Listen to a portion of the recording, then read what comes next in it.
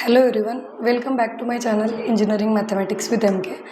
तर आज आपण खूप इम्पॉर्टंट गोष्ट डिस्कस करणार आहे, ती म्हणजे तुमच्या युनिट टेस्टचा क्वेश्चन पेपर पॅटर्न. ओके, मला सतत मुलं प्रश्न विचारत आहेत की क्वेश्चन पेपरचा पॅटर्न काय असेल, तर तो पॅटर्न आज मी तुमच्यासोबत डिस्कस करणार आहे. तर त्यामध्ये जसं लास्ट सेमिस्टरला होतं अगदी तसंच युनिट 1 आणि युनिट 2 दोन्हीवरती मिळून तुम्हाला शॉर्ट आन्सर क्वेश्चन्स असणार आहेत. Okay, so the first question is short answer questions.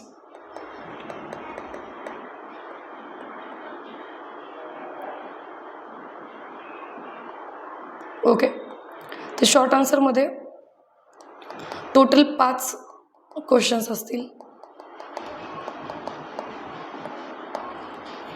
Every question is of 1 mark. Okay,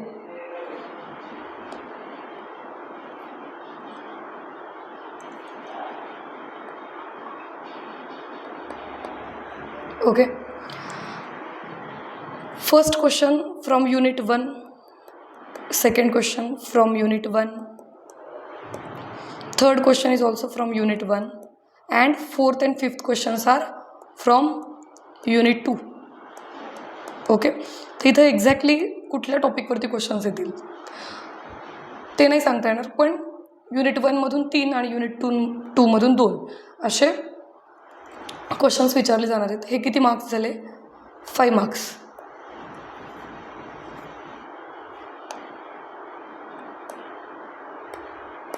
five marks covered. Okay, त्यानंतर क्वेश्चन 2 और क्वेश्चन 3. ओके, म्हणजे क्वेश्चन 2 किंवा क्वेश्चन 3 तुम्हाला सॉल्व करायचं आहे. Both are from unit 1. Okay, after that question number 4 or question number 5, again both are from unit 1. Okay, after that question number 6 or question number 7, both are from unit 2. Okay, and question number 8 or question number 9,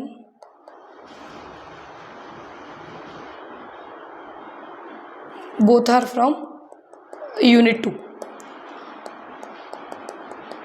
okay, तर हे unit 1मधून 2 questions compulsory करावे लागतील आणि unit 2मधून 2 questions compulsory करावे लागतील. इथं एक गोष्ट लक्षात घ्यायची आहे, every question from this question number 2 to question number 9, every question is of 5 mark.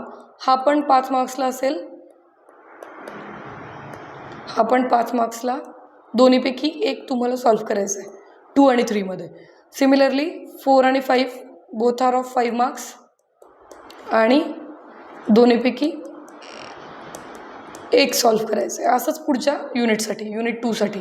ठीक आहे, इथं आपण अंदाज लावू शकतो, म्हणजे एक्झॅक्ट तर मला माहिती नाही आहे, पण आपण अंदाज लावू शकतो युनिट 1मधून क्वेश्चन नंबर 2मध्ये काय येऊ शकतं. तर क्वेश्चन नंबर 2मध्ये may be exact, non exact विचारतील. ओके, क्वेश्चन नंबर 3 जो त्याला ऑर आहे तो लिनियरचा असायला हवा आहे. Okay, linear.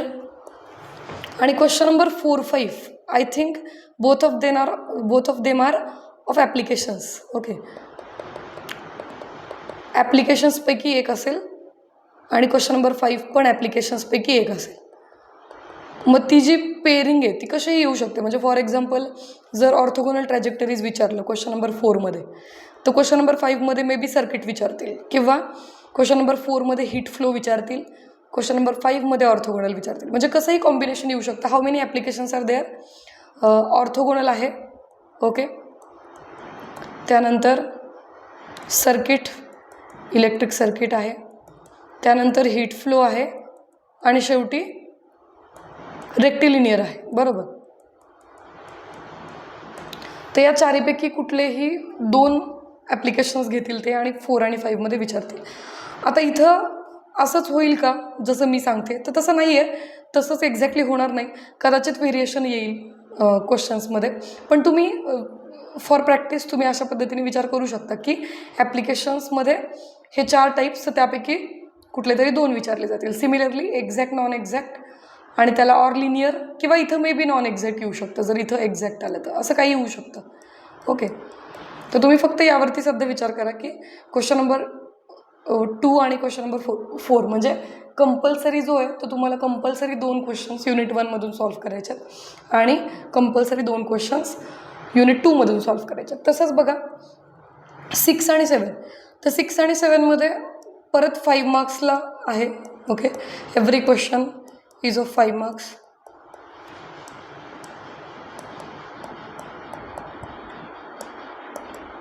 ठीक आहे, तो क्वेश्चन नंबर 6 आणि क्वेश्चन नंबर 7 याच्यामध्ये मे बी जनरल मेथड जी आहे ती मे बी विचारणार नाहीत असं मला वाटतं आहे. तर जनरल मेथड नाहीत विचारणार, पण मग काय विचारू शकतात, तर शॉर्टकटचं एक्झाम्पल विचारतील. एखादी शॉर्टकटची केस येईल इथं क्वेश्चन नंबर 6मध्ये, आणि क्वेश्चन नंबर 7मध्ये VPM येईल, method of variation of parameters. आणि क्वेश्चन नंबर 8 आणि क्वेश्चन नंबर 9, तर इथं मला असं वाटतं की जर ॲप्लिकेशनला ऑर ॲप्लिकेशन टाकायचं असेल तर इथं मात्र 2च चॉईसेस आहेत. कुठले 2 चॉईसेस आहेत इथं, एक तर सर्किट आहे आणि दुसरं म्हणजे मास स्प्रिंग सिस्टीम. ठीक आहे, किंवा ते असंही करू शकतील की ॲप्लिकेशन घ्यायच्या ऐवजी इथं ते शॉर्टकटचीच एखादी मिक्स्ड शॉर्टकटवाले एक्झाम्पल घेतील, म्हणजे 2-3 फंक्शन्स एकत्र राईट हँड साईडला. म्हणजे for example x into e⁻x into sin x, याच्यात कसं प्रॉडक्ट ऑफ 3 फंक्शन्स आहे ना, मग त्या केसमध्ये इथं तो येऊ शकतो, म्हणजे शॉर्टकट मिक्स्ड एक्झाम्पल्स. ओके, तर असं मला वाटतं आहे की या टाईप्समध्ये ते क्वेश्चन्स विचारतील. यामध्ये अजून काही चेंजेस होऊ शकतात, पण तुम्ही एवढं तर फिक्स आहे की तुमचा शॉर्ट आन्सर क्वेश्चन्समध्ये 5 क्वेश्चन्स असणार आहेत. Every question is of 1 mark, आणि युनिट 1चे 3 असतील आणि युनिट 2चे 2 असतील, हे फिक्स आहे. आणि पुढचे जे सगळे क्वेश्चन्स आहेत त्याच्यामध्ये कंपल्सरी युनिट 1चे 2 सॉल्व्ह करायचे आहेत आणि युनिट 2चे 2 सॉल्व्ह करायचे आहेत. आता ॲटलिस्ट जर तुम्हाला खूपच डिफिकल्ट वाटत असेल तर एक क्वेश्चन तुम्ही नक्कीच, एक टाईप जो आहे तो तुम्ही नक्कीच स्किप करू शकता फ्रॉम बोथ द युनिट्स. म्हणजे सपोज तुम्हाला मास स्प्रिंग सिस्टीम अवघड वाटतं आहे तर तो एक स्किप केला तर चालेल, कारण त्याला ऑर काहीतरी असणार आहे, बरोबर. तसंच युनिट 1मध्ये सपोज तुम्हाला रेक्टिलिनियर अवघड जातं आहे, तर रेक्टिलिनियर जरी आला इथं तरी त्याला ऑर काहीतरी प्रेझेंट असणारच आहे. मग तुम्ही एक स्किप करता तर बाकीचे तुम्हाला 100% स्ट्रॉंग करावे लागतील टॉपिक्स, तरच मग कुठला तरी एक स्किप करण्याचा ऑप्शन तुमच्याकडं उरतो. तर this is all about the pattern. याच्यात अजून तुमचे काही डाऊट्स असतील तर तुम्ही कमेंटमध्ये विचारू शकता, किंवा एखादा स्पेसिफिक टॉपिक आहे जो तुम्हाला डिफिकल्ट वाटतो आहे त्यासाठी मला पर्सनली येऊन भेटलात तरी चालेल.